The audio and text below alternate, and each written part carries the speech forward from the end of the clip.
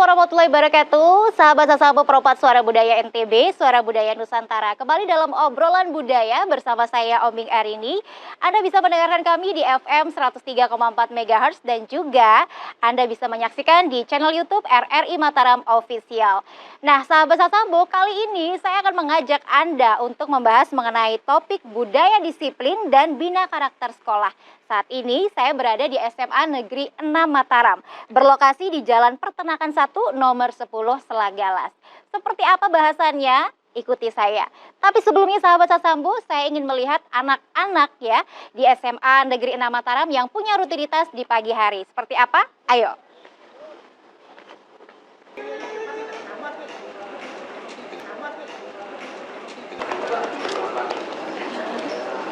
Assalamualaikum. Selamat pagi. Kenapa ini kok kesiangan, terlambat ini?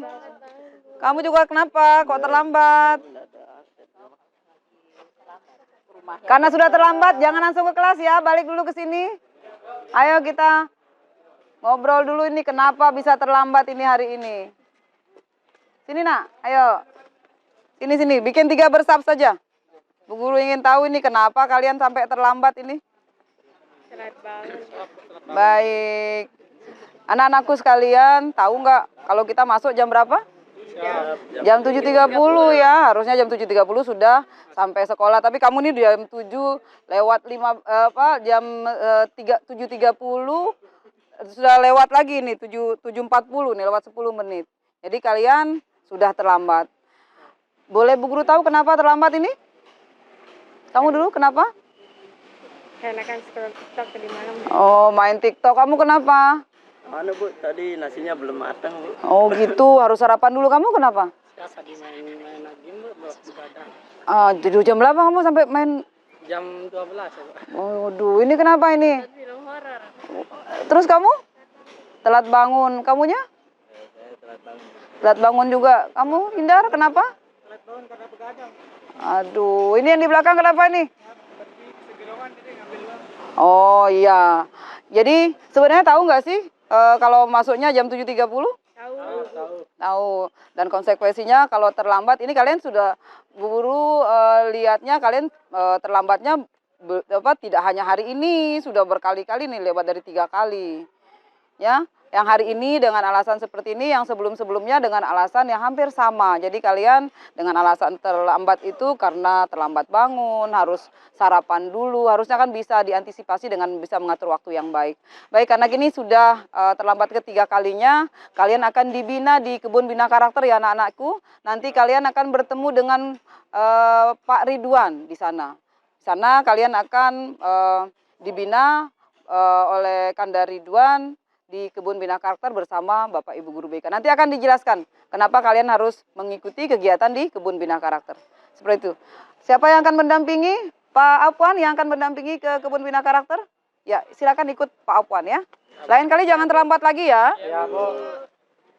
Selamat pagi Ibu. Pagi. Waduh, ini pagi-pagi sudah ada kejadian sepertinya Bu ya. Iya, inilah anak-anak SMA memang harus sering-sering diingatkan. Oke. Jadi hal yang sepele sebenarnya seperti tadi Mbak dengarkan, mereka kan cuman terlambat bangun itu gara-gara telat bangun. Terus harus sarapan lagi katanya. Rumah jauh mungkin ya. Iya, perlu waktu. Sebenarnya kan itu bisa diantisipasi dengan memiliki jadwal yang baik. Misalnya mereka bangun jam berapa, terus mereka harus ke sekolah. Bisa diperkirakan waktu mereka dari rumah ke sekolah itu berapa lama. Oke. Ya, Ngomong-ngomong anak-anak. ini dengan Ibu siapa ya? Saya Bu Emi. Bu Emi sebagai Iya. guru apa di sini? Saya guru bimbingan dan konseling di SMA Negeri 6 Guru BK Mataram. berarti Iya, ya. betul. Kenalan dulu Bu, saya Oming. Enggih, Ya, selamat kebetulan datang Mbak Oming. hari ini kita mau mengulas tentang budaya disiplin dan bina karakter di SMA Negeri 6. Dan ini salah satu bina karakter ya? Betul. Oke. Jadi ini adalah satu tindakan kami bagaimana membangun disiplin anak-anak. Sebenarnya kan jam 7.30 ada toleransinya kita berikan. Cuman kami menginginkan supaya anak itu terbiasa, jangan sering karena ada toleransi itu jadi mereka sering mengeluarkan Kebiasaan waktu. gitu ya. Iya. Jadi yang terlambat tadi itu karena sudah lewat. Biasanya kami toleransi itu 10 menit. Tapi kok ini sudah berkali-kali dikasih toleransi tetap dengan Biasanya ininya. berapa kali Bu? Kalau Toleransinya? iya. Batasnya? Biasanya 3 kali. Oh, tiga Tiga kali. Ini yang ketiga kalinya biasanya kami kalau dengan alasan yang sama dan tidak ada alasan khusus kenapa dia terlambat, itu kami memang biasanya langsung menyerahkan ke kebun bina karakter. Karena di sana nanti akan mendapatkan proses yang lebih di dalam lagi. Kenapa mereka harus mengikuti aturan sekolah dengan tepat waktu. Wah, terima kasih sekali lagi Bu. Saya mau jalan-jalan ke kebun bina karakter dulu nih. Sebelum ngobrol sama narasumber saya mau mengajak sahabat Sasambo Perompak Suara Budaya NTB untuk melihat langsung bagaimana sih anak-anak yang tadi terlambat mendapat binaan dari guru-guru dengan cara yang menarik katanya Bu ya. Dan ini bukan hukuman ya Bu ya? Iya, bukan. Ini cara membina dengan gaya baru. Dengan gayanya sehingga anak-anak tidak merasa bahwa itu sebagai suatu hukuman. Jadi kita memberikan pemahaman bahwa disiplin itu wajib untuk dilaksanakan dengan cara yang mengasyikkan seperti itu. Seperti apa sahabat Sasambo? Ikuti saya ke kebun bina karakter. Mari Bu, mari. Bisa diantar? Mari.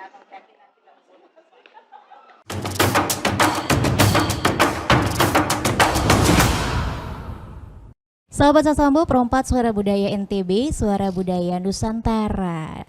Kembali bersama saya tentunya Oming Arini ya, dan saya sudah berada di ruangan yang luar biasa pada hari ini, di ruang siniar Sahabat Asik Keren SMA Negeri 6 Mataram. Seperti yang sahabat Sasambo lihat ya, ruangannya sederhana tapi tentunya penuh makna, dan juga dari ruangan yang sederhana ini banyak sekali ide-ide muncul, terutama ide-ide yang berasal dari anak-anak muda, siswa-siswi SMA Negeri 6 Mataram. Dan kali ini sahabat Sasambo, sesuai dengan topik kita akan membahas mengenai budaya, disiplin dan bina karakter sekolah. Seperti apa sih SMA Negeri 6 ini membina siswa-siswinya dalam hal karakter, disiplin itu seperti apa? Saya sudah bersama dua orang narasumber saya pagi ini, langsung saja saya sapa terlebih dahulu ya. Kalau bahasa Sasaknya ladies first. Oh bukan, perempuan dahulu ya. Baik, saya sapa dulu. Selamat pagi, siang, sore, malam Ibu. Mbak Omi, pagi asik. Pagi sahabat asik siniar. Oh sapaan sahabat asik siniar ya. Baik, kalau kita sahabat Sasambo, Sasak sama Bojo, di sini sahabat asik siniar. Baik, saya akan perkenalkan terlebih dahulu. Beliau adalah Kepala SMA Negeri 6 Mataram, Ibu Sri Wahyuni MPD. Kita biasanya manggilnya Ibu Yuni ya. Kalau anak-anak juga manggilnya Ibu Yuni. Bu Yuni. Oh, siapa tahu ada yang manggil Bunda. Ada juga Bunda, Bu Guru juga ada. Ada ya. Jadi kalau Bu Guru sudah melekat seperti itu ya. Baik, selanjutnya saya akan menyapa narasumber yang saya pribadi sudah sangat-sangat sering bertemu ya. Mungkin kalau jujur bosan. Oh enggak. Saya tidak bosan karena beliau selalu punya kata-kata lucu yang buat saya ingin ngobrol lagi dengan beliau. Saya sapa dulu, ada Bapak Ahmad Fairuz Abadi SH. Beliau adalah pemerhati budaya. Halo Bapak. Iya, halo Ameng, terima kasih. Apa kabar? Baik. Tidak bosan bertemu saya kan? Tentu tidak bosan. Iya. Dan saya juga sangat bisa dibilang mungkin kangen dengan jok-joknya Iya, Pak kata ungkapan itu kan begini, Fairuz. kalau sering bertemu mendatangkan kebosanan. Mhm. Kalau jarang-jarang bertemu Kangen mendatangkan katanya kan? kekangenan. Mhm. Kan kita jarang ketemu kan. Iya betul ya. Jarang-jarangnya makin kangen ya sahabat Sasambo. Tentunya juga kangen dengan materi-materi yang akan diberikan. Dan sahabat Sasambo Perompak Suara Budaya NTB, Suara Budaya Nusantara lewat channel YouTube RRI Mataram Official dan FM 103,4 MHz. Tentunya saya akan mengajak Anda, kita akan ngobrol bersama dua narasumber kita ini terkait budaya, disiplin dan bina karakter sekolah. Tapi sebelumnya saya ingin bertanya ke Pak Fairuz dulu nih, boleh ya Bapak ya. Baru masuk SMA Negeri 6, apa yang Bapak terlintas di pikiran Bapak? Manusia itu kan punya 5 lapisan dalam pikiran mereka. Ya. Dalam setiap otak kita itu ada 5 lapisan. Yang pertama itu adalah gambar dan warna. Yang ketiga itu tulisan, yang keempat kata-kata, yang kelima suara. Jadi begitu kita masuk, kepala kita sudah dihadirkan oleh warna-warni dan gambar-gambar yang begitu memesona. Betul sekali ya. Kira-kira begitu. Rumput yang benar-benar bikin mata sejuk begitu ya. Itu yang membuat orang-orang, anak-anak kita di sekolah menjadi senang. Senang di sekolah, itu yang paling poin. Wah, ini salah satu pujian. Alhamdulillah. Saya pribadi juga bukan karena Ibu Yuni sebagai narasumber, saya tidak. Tapi ini sekian kalinya saya datang ke SMA 6 dan selalu ada hal baru di sini. Alhamdulillah. Luar biasa. Kalau boleh tahu sudah berapa lama istilahnya menjaga staf dan juga anak-anak di sini, Ibu? Baik, terima kasih Mbak Oming. Jadi kalau tadi Pak Fairuz menyatakan bahwa kami penuh warna ya, dengan suara-suara keramah tamahan mungkin ya Pak ya. Bukan mungkin Pak ya, pasti ya. Pasti. Insya Allah, karena memang kami berkomitmen menjaga itu sejak awal saya di sini, kurang lebih 1 tahun 8 bulan sudah di sini, tapi saya yakin sebelum-sebelumnya juga budaya ini sudah ada di diteruskan SMA berarti ya. Negeri 6 Mataram. Saya meneruskannya dan menjaga itu tetap harus eksis, konsisten kami lakukan dan terus-menerus. Jadi komitmen itu kami jaga bersama, baik itu dijaga di kalangan guru, pegawai, dan di antara murid. Jadi kolaborasi di warga Lingkungan sekolah sekolah. itu, di lingkungan sekolah itu, dan kami kawal terus-menerus. Alhamdulillah seperti inilah tampaknya. Jadi realitanya di SMA 6, alhamdulillah bukan sekedar teori, kami mengaplikasikan itu dari waktu ke waktu, menjaga itu dari waktu ke waktu. Ya alhamdulillah inilah hasilnya. Seperti Luar ini. biasa. Jadi Alhamdulillah. kita ini sebagai penikmat cukup terpuaskan ya Pak Fairuz ya, datang ke Amin. SMA 6 ini dengan warna-warna yang Pak Fairuz bilang tadi, dan memang ini menarik sekali. Tentunya kalau boleh tahu ada berapa siswa sih di sini Ibu? Siswa kami sekarang 1036. Wah, banyak ya. Iya, tapi baru bulan April kemarin, Mei ya, lulus 360. Jadi tersisa 1036 kurang 360 sekarang. Waduh, Ya. banyak sekali ya sahabat Sasopo Alhamdulillah. ya, banyak peminatnya berarti. Nah, kalau ada berapa jurusan di sini Ibu? 3 jurusan. IPA, IPS, dan bahasa. Kalau di Kumer kan belum punya jurusan, yang di kurikulum 13 IPS, IPA dan bahasa. Oke. Ada jurusan bahasa di sini. Ada jurusan bahasa. Saya boleh tahu nih, saya pengen ngajak Pak Fairuz balik ke masa lalu. Pak Fairuz dulu anak apa ya Pak? IPA, IPS, bahasa. Saya anak IPS. Anak IPS ya? Wah, kelihatan ya. Dan anak saya juga. Oh iya, Saya Ibu. anak IPS juga. Anak IPS, wah saya sendiri anak IPA dikepung di sini ya sama anak-anak IPS. Karena kalau zaman dulu tuh biasanya anak IPA dan anak IPS itu sering tidak sinkron begitu loh kan. Biasanya seperti itu. Anak IPA kerjanya belajar, anak IPS biasanya mudah bergaul begitu ya. Dan Tapi saya yakin Pak Fairuz dan saya mematahkan image itu Pak ya. oh, luar Karena biasa. Kami yakin dulu dengan di IPS kami menjadi bintang gitu. Luar biasa sekali.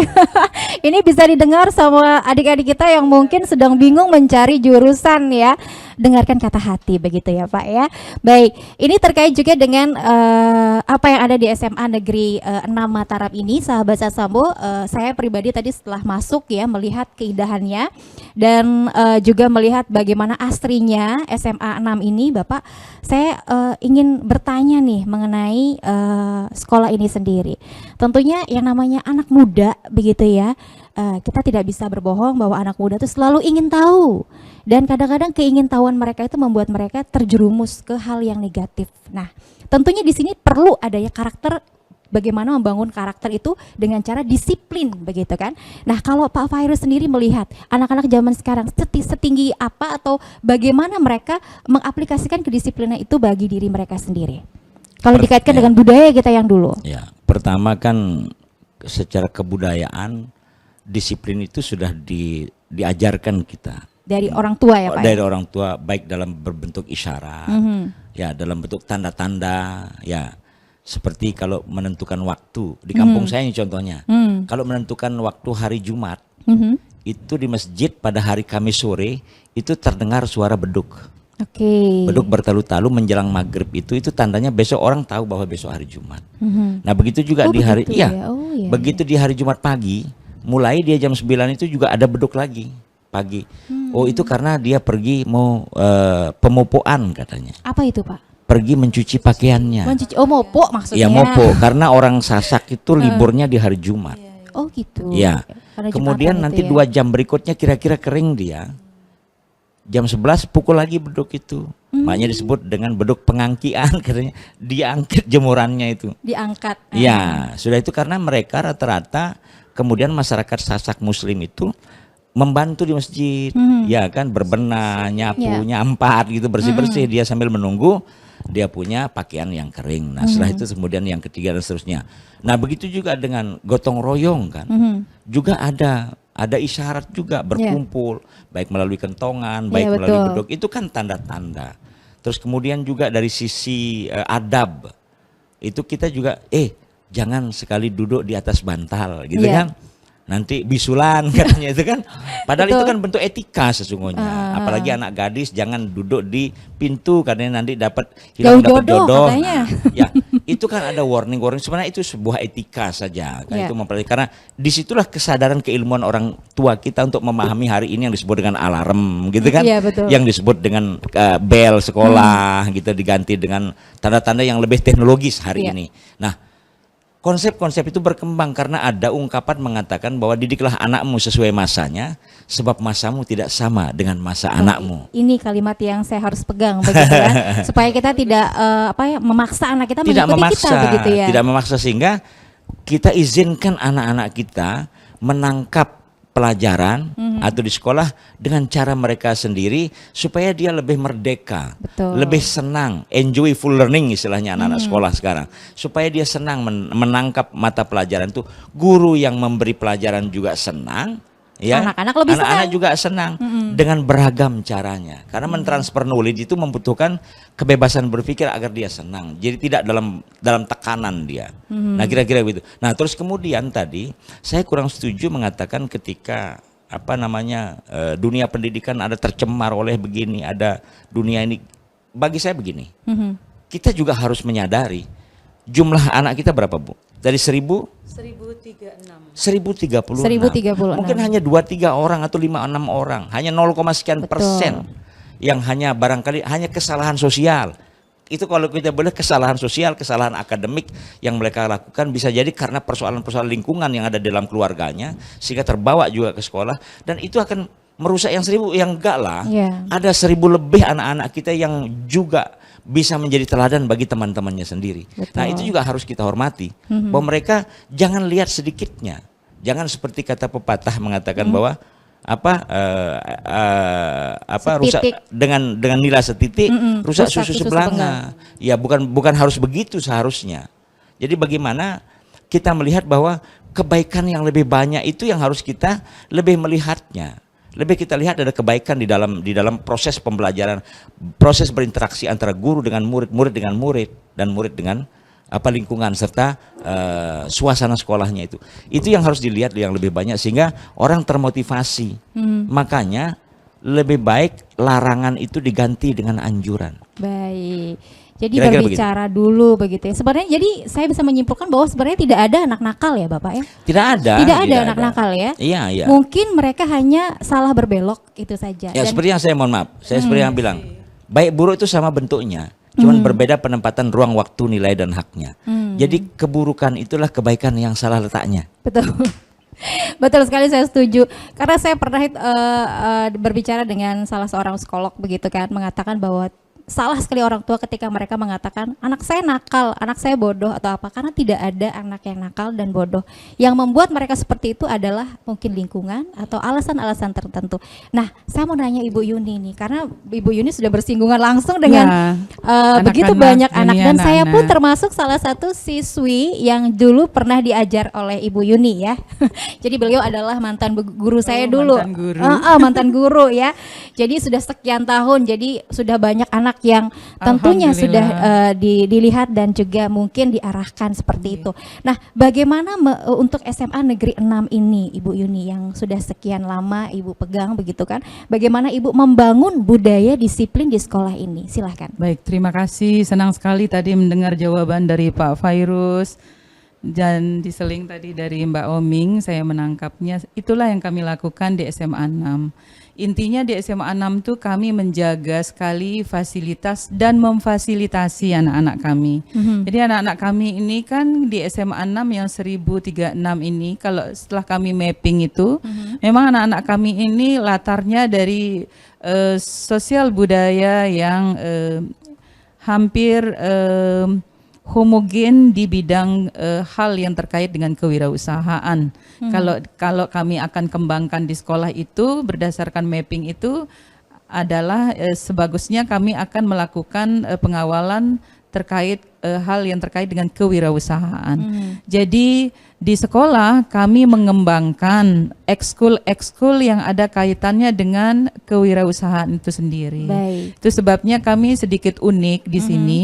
Jadi ekskul kami itu yang menonjol di sini yang paling disuka oleh anak-anak itu antara lain ekskul Kriya, kemudian ada ekskul Tosca, kemudian ada ekskul kebun Pak.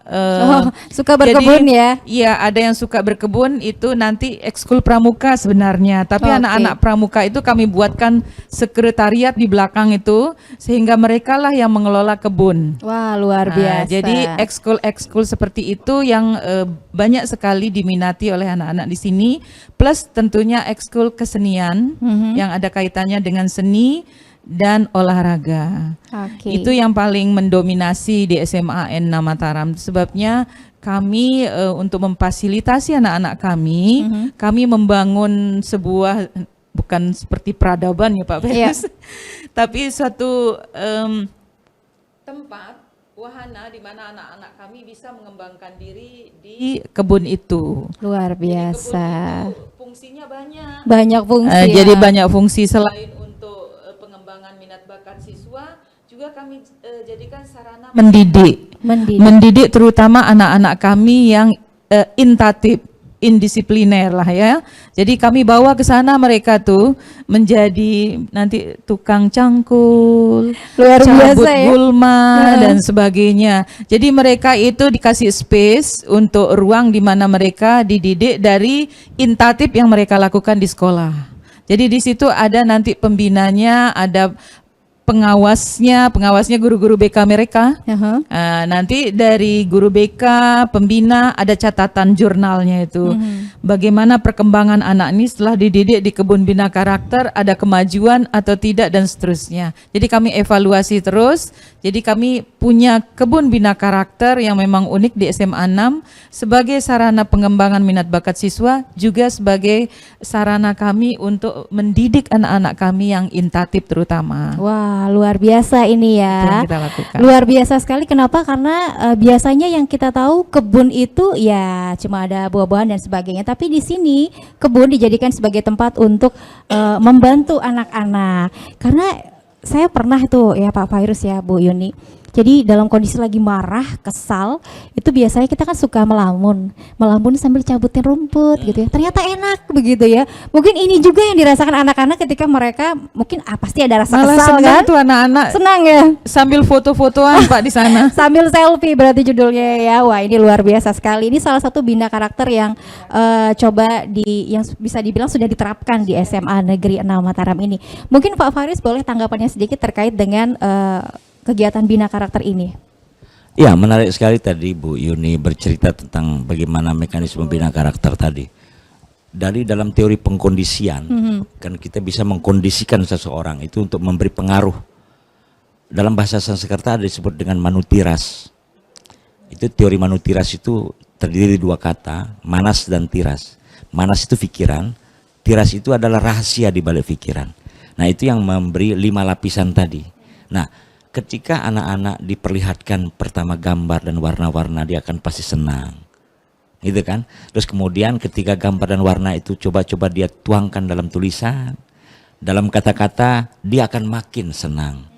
Nah, dari ketiga lapisan itu, dari keempat lapisan itu, kalau kemudian dia nikmati, maka yang terakhir itu disebut dengan lapisan suara. Jadi orang bisa menikmati suara burung, suara angin yang berhembus di kebun-kebun kembang tadi, gitu kan? Iya Pak Fairuz. Mereka Mereka akan bisa tidak menikmati. merasa dihukum itu. Mereka merasa tidak dihukum Tidak akhirnya. dihukum, malah senang di Nah, situ. Seharusnya sekolah juga di berbagai tempat di belahan daerah kita di NTB harus melakukan hal yang sama seperti itu. Bagaimana kira-kira supaya anak-anak itu tidak merasa terhukum meskipun dia dalam tanda petik tadi nakal kan begitu ya.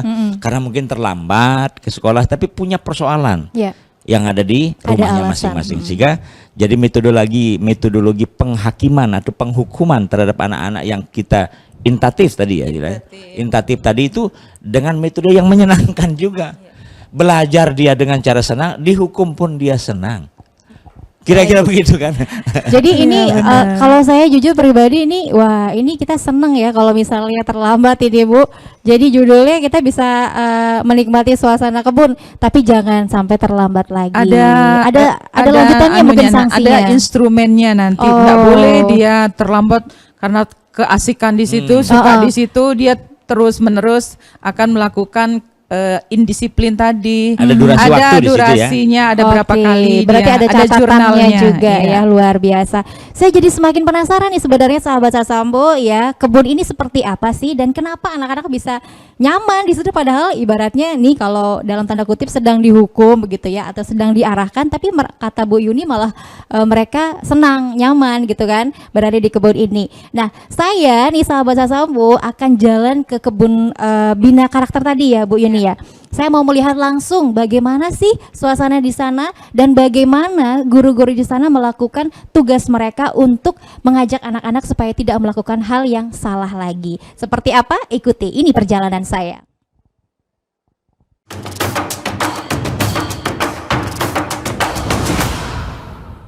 Delapan orang. Pak Guru akan bagi 3, ya. Nanti ada yang bersihkan gulma, rumput di situ ya. Nah, nanti sudah saya siapkan, mau pakai sabit, mau pakai cabut silahkan. Yang penting kalian bekerja supaya tahu rasanya gimana. Orang tua kalian juga mencarikan kalian nafkah, tahu rasanya gimana petani itu bekerja menghasilkan sesuatu. Kemudian yang kedua, kita coba buat pupuk. Ya, mungkin kamu tidak pernah tahu, hanya make saja. Kita buat yang organik, yang alami, ya, supaya ada manfaatnya. Bisa dipakai di rumah untuk tanaman bisa, untuk bunga bisa, dan lain-lain. Yang ketiga, nanti selain buat pupuk, yang putri, gimana cara menanam bunga supaya dalam waktu 3 hari dah tumbuh, ya, bunga itu. Nah, ini kan putri biasa senang yang indah-indah, yang harum-harum, yang cantik-cantik. Bisa dipahami? Betulan bisa dipahami nih? Oke, kalau saya bilang gajah, jawabannya? Kalau saya bilang gajah itu besar apa kecil? Besar. Nah, gajah itu besar. Kalau saya bilang gajah, jawabannya besar. Lihat tangan Pak Guru. Gajah? Besar. Kalau saya bilang semut? Kecil. Nah, semut itu besar apa kecil? Kecil. Nah, kalau saya bilang semut, jawabannya kecil. Nah, supaya otak kanan, otak kirinya berfungsi nih. Karena kebanyakan main game, kamu sering terlambat itu. Ya? Coba. Kalau saya bilang gajah, gajah? Besar. Tangannya dong. Gajah? Besar. Semut? Kecil. Gajah? Besar. Semut? Kecil. Otak kanan, otak kirinya berfungsi. Tapi ingat, coba kita coba. Kalau Pak Guru tunjuk langsung jawab. Gajah, semut, semut. Besar. Nah, mana ada semut besar? Semut itu? Kecil. Supaya berfungsi otaknya. Gajah, semut, gajah. Besar. Ya, bagus. Gajah, semut, semut. Kecil. Oke. Semua sekarang samaan dengan gerakannya. Gajah, semut, semut. Kecil. Oh, ada besar ya. Semut jawabannya kecil. Gajah jawabannya besar. Gajah, semut, semut. Kecil. Oh, pintar. Oke. Sekarang yang putri, ambil alatnya. Itu ada gunting, ya. Dan kamu bertiga yang putri. Kemudian itu yang 1, 2 di belakang. 3 sama yang ini. Ya, siapa namanya ini? Febri. Belakang siapa namanya? Ah, ini yang 2. Yang 2 ambil duduk, ambil rumput itu yang di karung. 1 karung tuh ini rumput, ya. Kamu ambil alat untuk bersihkan gulma. Itu ada sabit. Boleh pakai sarung tangan bertiga. Cepat, ya. Nanti Pak Guru arahkan. Sekarang ambil bibitnya. Itu ada bibit untuk yang tanam bunga. Nih. Ini. Oke. Oke, taruh di situ. Ah, taruh di situ, ya. Enggak, satu aja. Satu itu. Cara membuat pupuk organ. Tuh, bunganya belum ditanam. Ya. Tanam di polybag yang sudah ada.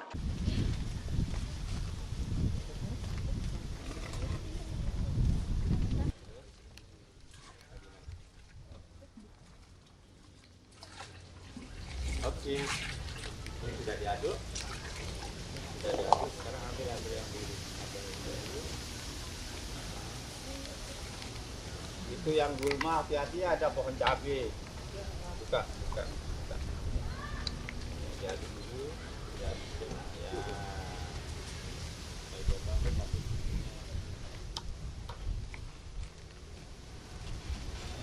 Dimasukkan alas jangan sampai ada plastik ya.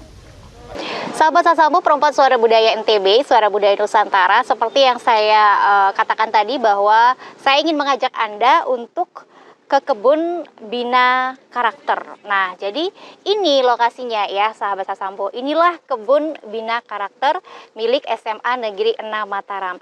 Tadi kita udah ngobrol-ngobrol juga sama Bu Yuni ya, sama Pak Virus juga, bahwa memang kedisiplinan itu bisa diajarkan dengan berbagai cara. Salah satunya seperti ini. Dan saya sudah bersama salah satu guru pembina ya Pak ya, bisa dibilang seperti itu. Ya. Dengan Bapak Muhammad Ridwan. Bapak Muhammad Ridwan, lebih enak disapa Pak Ridwan ya?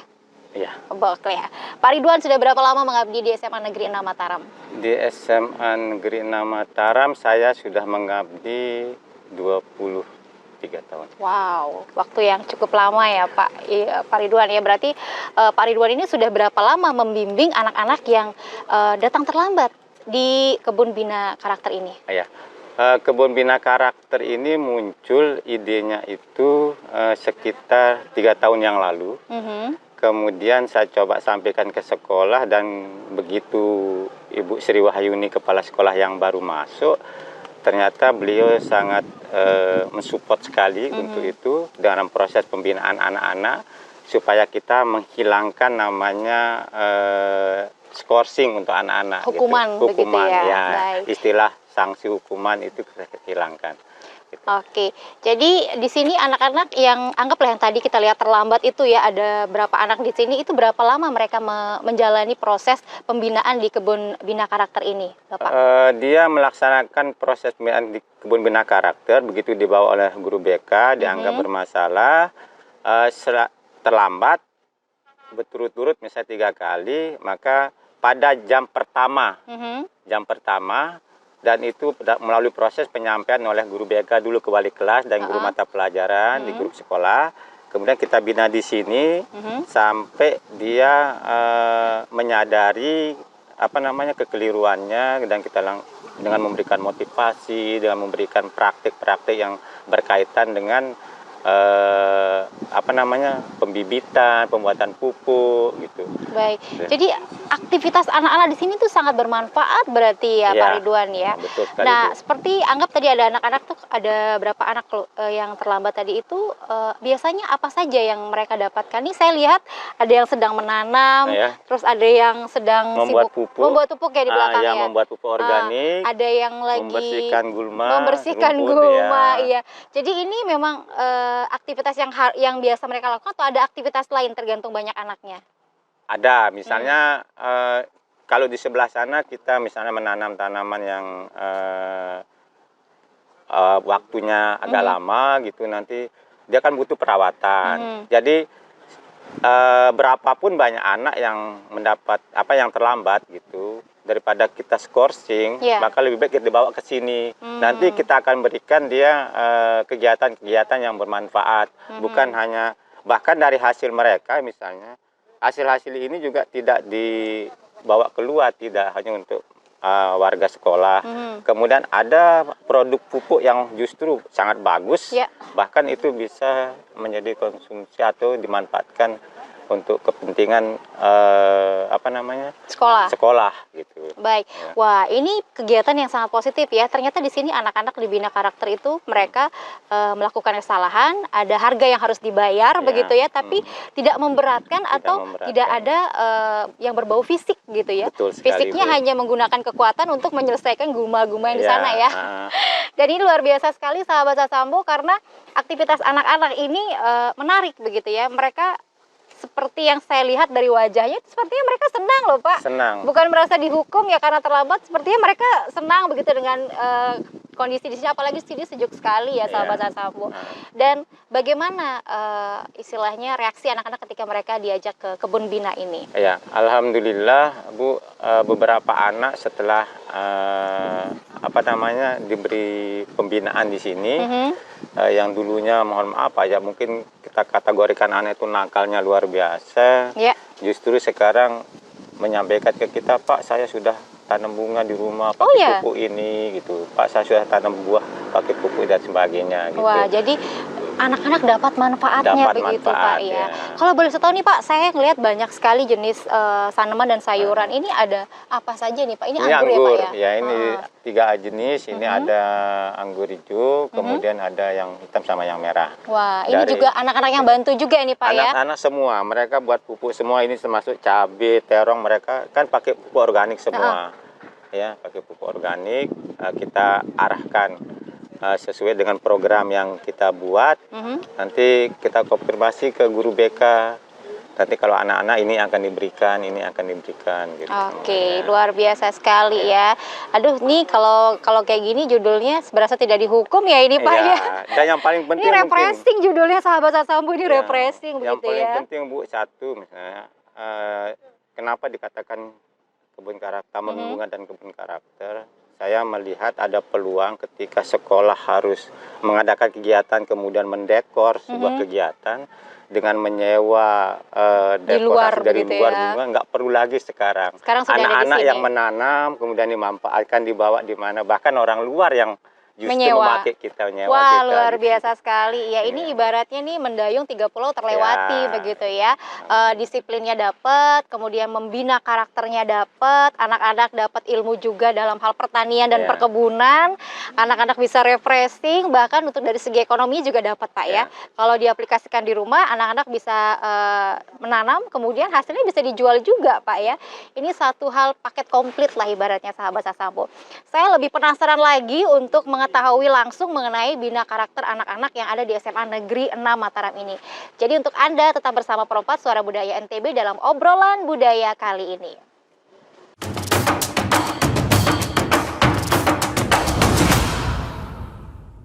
Baik Sahabat Sasambu, Perempat Suara Budaya NTB, Suara Budaya Nusantara. Anda masih menyaksikan obrolan budaya Pro4 RRI Mataram melalui channel YouTube RRI Mataram Official dan mendengarkan di FM 103,4 MHz. Jangan lupa di RRI Playgo juga.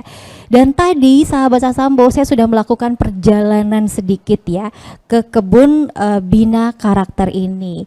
Tentunya seperti yang Anda lihat Sahabat Sasambu, bagaimana guru-guru memberikan penjelasan, kemudian memberikan ilmu mereka kepada anak-anak, mengajak anak-anak, mengayomi anak-anak agar mereka bisa sadar dengan apa yang mereka, kesalahan yang mereka lakukan, dan tentunya harapannya tidak mengulangi lagi. Kalau dilihat dari ekspresinya sebenarnya mereka tidak seperti dihukum ya. Tidak. Seperti apa ya, sedang leyeh-leyeh, kalau orang Sasak bilang leyeh-leyeh, karena suasananya adem begitu kan.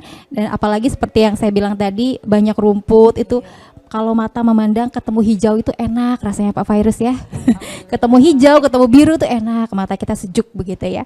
Nah, terkait dengan respon siswa tadi yang saya lihat, mereka merasa tidak tertekan, mereka tidak emosi, dan mereka tidak melakukan tindakan yang keras begitu kan.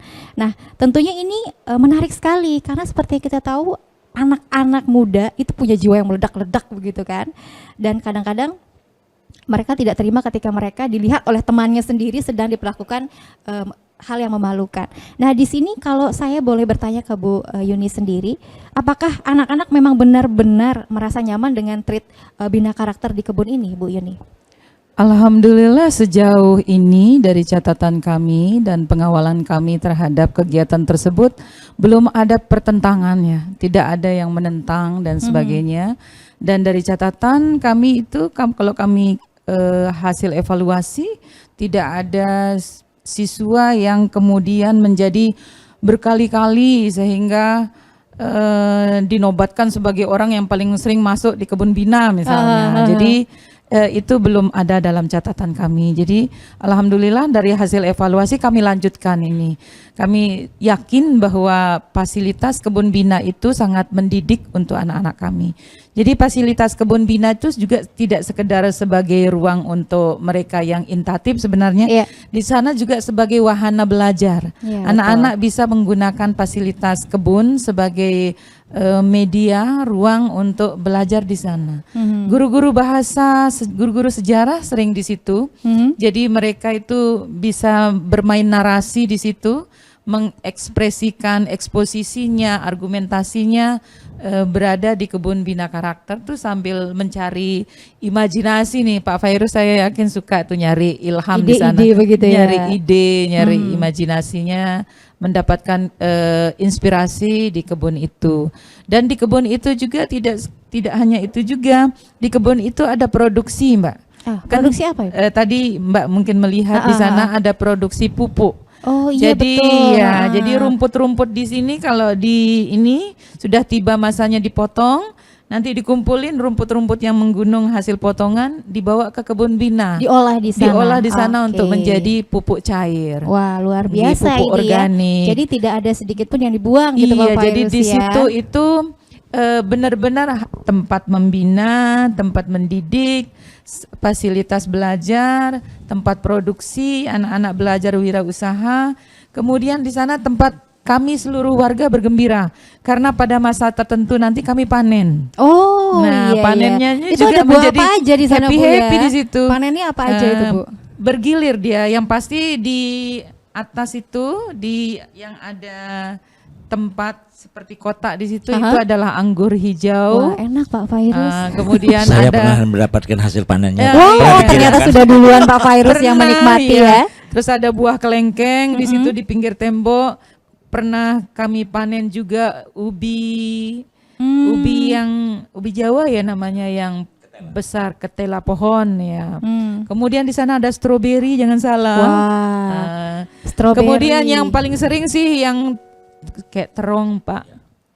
Karena terong tuh ternyata menjadi makanan favorit, sayur favorit itu. Oh iya. Terong sama sawi. Oke. Kita ada di situ. Wah, Jadi luar itu kan yang biasa. sifatnya cepat. Jadi ibu-ibu, bapak ibu guru, anak-anak pilihan nanti boleh ikut bersama kami panen. Wah, pada ini menarik masanya. ini ya. Jadi banyak fungsi itu kebun bina itu. Menanam dan juga menikmati hasilnya. Ini saya pernah menjadi guru TK juga sebenarnya Pak Fairuz, Bu Yuni. Jadi pada saat itu saya diminta untuk mengajarkan anak-anak bagaimana menumbuhkan rasa tanggung jawab mereka dengan cara membawa pot masing-masing dengan bibit masing-masing, kemudian mereka harus menanam dan menyirami. Sip, itu bagus. Dan jadi ketika dia tumbuh, anak-anak menikmati buahnya. Kebetulan waktu itu tomat. Jadi betapa senangnya mereka itu merasakan tomat dan ada rasa iri, kok tomat saya lebih kecut dibandingkan tomat yang lain. Nah, ini kan menarik ya. Ini sebenarnya salah satu bentuk kedisiplinan yang bisa kita ajarkan kepada anak-anak sejak dini. Nah, sejauh mana sih sebenarnya peran seorang pendidik itu dalam hal membangun rasa tanggung jawab ataupun kedisiplinan pada anak-anak Pak Fairuz? Sejauh mana dan bagaimana peran orang tua untuk melengkapinya Pak Fairuz? Ada Perda Pemajuan Kebudayaan kita yang nomor 16 tahun 2021 itu mengatakan bahwa itu ada 5 dimensi ya. Pertama dimensi pelestarian, dimensi perlindungan, dimensi pengembangan, dan dimensi pemanfaatan serta dimensi pembinaan. Nah, tadi yang dilakukan di SMA 6 tadi itu dimensi pemanfaatan. Ada magnet ekonomi di dalamnya. Ketika semuanya berproses menjadi ruang-ruang yang bisa menjadi magnet ekonomi, bisa menjadi pupuk, bisa dikembangkan, bahkan kemudian bisa dikomersialisasikan, kira-kira begitu. Nah, ketika itu menjadi sebuah magnet ekonomi, maka peran orang tua akan menjadi senang. Peran pendidik juga akan ikut merasakan menikmati karena sudah melihat itu ada hasilnya. Minimal dia tidak bersifat finansial, tetapi dia bisa menikmati hasil karyanya setelah ditanam. Ya kan, begitu dia ditanam beberapa waktu kemudian sesuai dengan durasi waktu yang ditetapkan oleh tata tanaman tadi itu, maka pada bulan-bulan tertentu kita panen katanya. Iya. Kan ada ruang-ruang hati yang menyenangkan. Ruang itu. silaturahim. Kepuasan begitu ya. Dari situ metodologi pendidikan menjadi tersambungkan dalam masa pertumbuhan hingga dia menjadi pembuahan. Itu kan ada mekanisme pentransfer knowledge untuk memberitahu guru biologi kan bisa. Iya. Ya, bahkan guru matematika dan guru lukis juga bisa berperan banyak semua. Semua prinsip pendidikan itu bisa masuk pada ruang-ruang kebudayaan seperti itu yang bisa diterapkan sehingga mentransfer knowledge, mentransfer bahan ajar itu menjadi asik sendiri. Yang hari ini dikatakan merdeka belajar tadi, mereka belajar yang menyenangkan, mengasyikkan. Nah, jadi peran para guru dan peran pada orang tua yang tergabung dalam komite sekolah bisa memberi kontribusi penguatan terhadap apa yang dilakukan sekolah dalam rangka peningkatan pendidikan karakter tadi. Jadi memang orang tua itu bukan hanya menyerahkan anak ya, tapi mereka juga harus berperan sebenarnya, sahabat. Dia harus juga paling tidak ikut melihat suasana di mana sih anak saya belajar itu kan. Betul. Nah, kalau dia sudah lihat, barangkali dia bisa melihat, waduh ternyata tempat sekolah anak saya bagus sekali, atau saya beri masukan kepada ibu kepala katanya. Dia harus buat tambahan begini. Akan pasti pihak sekolah akan senang ketika ada kontribusi pemikiran dari warga sekolah, dari orang tua. Benar, iya betul sekali ya. Jadi memang orang tua itu tidak hanya mendrop anaknya, menjemput dan mengantar, tapi juga ikut berpartisipasi. Nah, yang saya mau tanyakan terkait para orang tua di SMA 6 Mataram ini seperti apa? Karena tentunya pasti banyak kegiatan yang sudah disiapkan sekolah, dan itu pasti semua kegiatannya adalah untuk anak-anak. Bagaimana anak-anak tumbuh dan menjadi orang yang hebat, orang yang pandai, dan tidak lupa agama tentunya. Nah, bagaimana sekolah merangkul orang tua dan bagaimana orang tua berperan dalam hal menyukseskan program-program dari sekolah ini, Bu Yuni? Baik, terima kasih. Saya nyambung Pak Fairuz tadi juga menyatakan partisipasi orang tua ya, memberikan penguatan kepada sekolah. Nah, kami menerjemahkan dan menindaklanjut hal tersebut di sekolah dengan cara, tadi kan ada peran guru nih ya, peran guru yang tidak sekedar mengajar, tapi mereka mendidik kan. Kemudian peran mendidik ini kan penuh dengan emosi nih, penuh dengan jiwa raga ya kan. Nah, jadi peran wali kelas nih, pemberdayaan peran wali kelas yang terus kami kawal dan ditingkatkan. Terus peran guru pembina ekskul, karena di sini banyak ekskul pilihan yang bisa dipilih oleh anak-anak kita sesuai minat bakatnya. Kemudian peran pembina OSIS dengan OSISnya sendiri bersama para pengurus meng-create apa saja yang bagus di masing-masing ekskul, sehingga nanti ketika kami ada event pasti anak-anak ekskul ini kami libatkan dalam kepanitiaan maupun dalam mengisi acara. Betul. Kemudian kami dalam berbagai event itu biasanya kami sudah punya komitmen untuk selalu bersama dengan orang tua. Sehingga kami juga punya masa khusus, masa yang tidak khusus sekalipun kami tetap ada orang tua. Misal kami ada event sekolah, kami libatkan orang tua, perwakilan orang tua kami undang kemari. Kemudian ada juga kami punya event khusus untuk orang tua, jadi ada sehari bersama orang tua. Jadi di sini orang tua itu kami sharing, mensosialisasikan program-program sekolah, plus nanti kami ajak sekedar game-game kecil, Pak Fairuz. Kerjasama jadi bersama ada anak berarti ya? Parenting day istilahnya di luar sini. biasa. Jadi sharing program sekolah, plus kita ajak mereka bersilaturahim, main-main sederhana lah bersama anak-anak di sini. Biasanya perwakilan kelas dan perwakilan ekskul serta perwakilan siswa berprestasi biasanya. Wah, ini menarik ini ya. Jadi ada programnya ya. Wah, bersama luar orang biasa. tua. Dan itu biasanya program itu dilakukan per berapa dalam satu semester tahun? itu 2 kali yang parenting. Kalau dengan event-event sifatnya menyesuaikan dengan event-event sekolah. Wah, ini menarik Pak Fairuz ya. Biasanya kan yang disuruh terlibat begitu kan, itu biasanya taman kanak-kanak ya Pak Fairuz, atau SD lah biasanya. Orang tua datang ikut berlomba bersama anak untuk menunjukkan kekompakan atau paling tidak menjalin hubungan yang renggang begitu ya. Nah, menariknya ini adalah sahabat Sasambu, orang sedikit tua. lagi Mbak Omi, sedikit boleh, lagi. Silakan Bu Yuni. Menggelitik sekali saya. Jadi Tidak sabar setahun sepertinya. sekali itu ya orang tua kami ajak bahkan untuk outbound bersama kami. Wah, ini jadi bagus outbound ini. bersama guru-guru. Jadi supaya orang tua itu kenal guru-guru di sini sehingga komunikasi mereka Lancar. dengan guru-guru anak-anak mereka tuh lancar. Wah, Jadi tidak hebat sekedar ini. bersama anak dan guru, orang tua, anak, guru, tapi ada kami satu sesi di setahun sekali outbound bersama perwakilan orang tua dan guru. Wah, Jadi ini kita menarik outbound ini. sama-sama. itu. Luar biasa. Jadi yang seperti saya mau lanjutkan tadi Pak Fairuz bahwa di sini orang tuanya kan seperti kita tahu anak remaja mungkin ada yang memang dekat dengan orang tuanya, tapi tidak menutup kemungkinan ada yang tidak berbicara mungkin di rumah, tiba-tiba harus datang ke sekolah dan mereka harus bekerja sama. Ini kan salah satu bentuk parenting yang luar biasa begitu ya Pak Fairuz. Nah yang tentunya ini Pak Fairuz, kalau saya boleh bertanya mengenai pendekatan budaya. Seperti yang kita tahu bahwa orang seharusnya di rumah memberikan pelajaran yang luar biasa kepada anaknya, ketika keluar mereka mendapat tambahan dari sekolah. Apakah ada pendekatan budaya yang lain yang harus dilakukan terkait kedisiplinan atau pembangunan karakter ini, Pak Fairuz? Begini, kalau kita analogikan gitu ya, dunia sekolah itu dengan kita membuat film, ya kan? Ini bicara soal kebudayaan tadi, kita membuat film, maka ada output dari pendidikan itu ada 3. Mengurangi angka putus sekolah, Betul. meningkatkan angka lama sekolah, dan meningkatkan angka harapan lama sekolah. Baik. Nah, dari antara ketiga output film ini, bintang utamanya itu adalah guru dan murid. Maka guru dan murid ini harus terlayani dengan baik sebagaimana pemeran utama. Iya. Perhatikan saja kalau kita nonton film, pemeran utamanya ketika dia harus berpanas-panas saat di syuting, itu kan lari semua orang memayungi dia setelah selesai diambil take gambarnya. Iya. Begitu juga ketika dia harus kena hujan, langsung lari diselimuti dia. Nah, lokasi syuting itu kan di sekolah.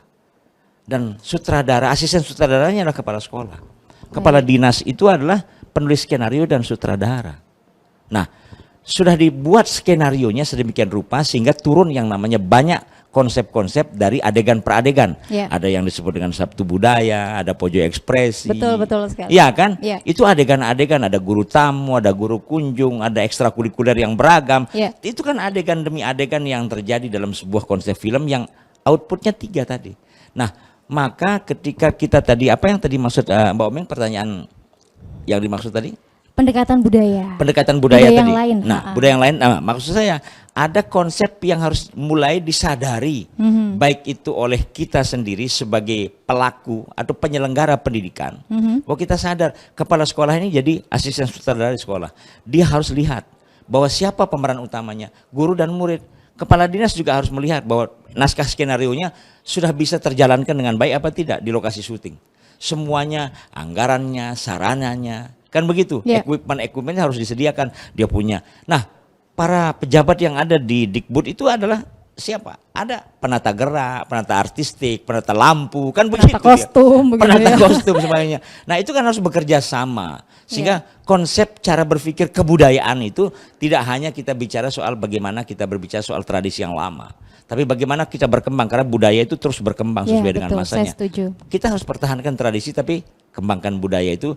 Maka kita harus melihat bagaimana hari ini dan kita bisa menatap masa depan. Itulah kebudayaan yang bagaimana kita bisa mendidik mereka dengan baik. Baik, luar biasa. Jadi memang pendekatan budaya tidak harus yang tradisional saja, begitu kan? Kita tidak menutup kemungkinan, tidak memungkiri bahwa perkembangan zaman itu otomatis akan membuat budaya kita akan berkembang.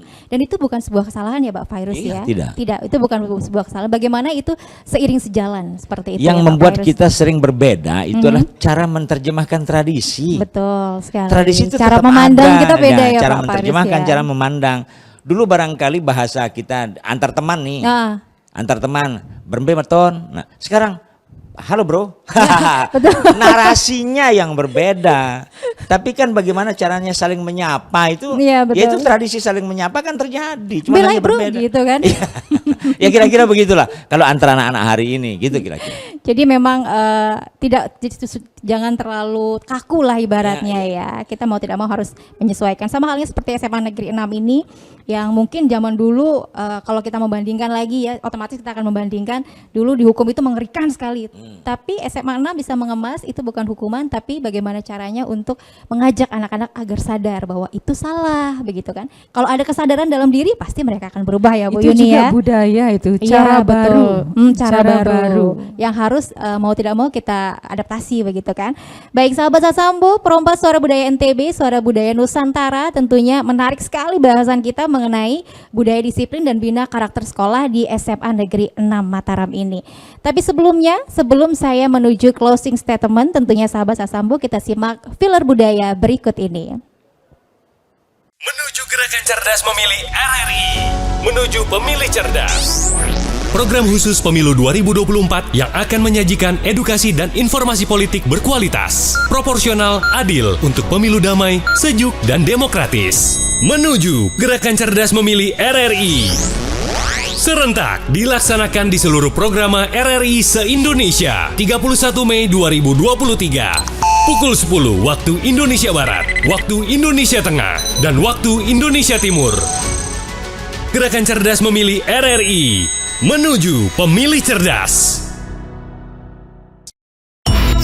Teknologi penyiaran radio sejak tahun 1915 hingga kini terus berinovasi seiring perilaku, kemajuan ilmu pengetahuan dan teknologi dengan semakin melekatkan setiap individu akan kebutuhan alat dan media informasi dan komunikasi. Di akhir tahun 2013, RRI telah memulai proses transformasi menuju digitalisasi yang cepat, inovatif, dan berkelanjutan untuk memenuhi kebutuhan publik. Dengan slogan RRI di ujung jari, menghantarkan aplikasi RRI Play sebagai aplikasi yang memudahkan publik menikmati siaran RRI kapanpun dan dimanapun, audio atau video. RRI tidak pernah diam untuk para listeners, viewers, readers, dan player. Kini ada the new RRI Playgo, sebuah aplikasi super platform dengan big data dan analitik, blockchain teknologi, cloud computing, dan Internet of Things, programmatic ads, artificial intelligence. New RRI Playgo, semua ada dalam satu aplikasi, menggabungkan teknologi media penyiaran dan media online dalam sajian audiovisual, live atau recording, siniar atau podcast, update berita, informasi, berbagai karya jurnalistik dari seluruh Indonesia. Di sini, semua bisa berinteraksi real time serta saling memberikan komentar dengan penyiar dan sesama pengguna aplikasi. Berpartisipasi konten juga memanjakan dengan berbagai koleksi lagu dari Indonesia, mancanegara, sampai tradisional tanah air. New RRI Playgo, smart and friendly. Baik sahabat Sasambo, perompak suara budaya NTB, suara budaya Nusantara, masih di FM 103,4 MHz dan juga Anda menyaksikan kami di channel YouTube RRI Mataram Official.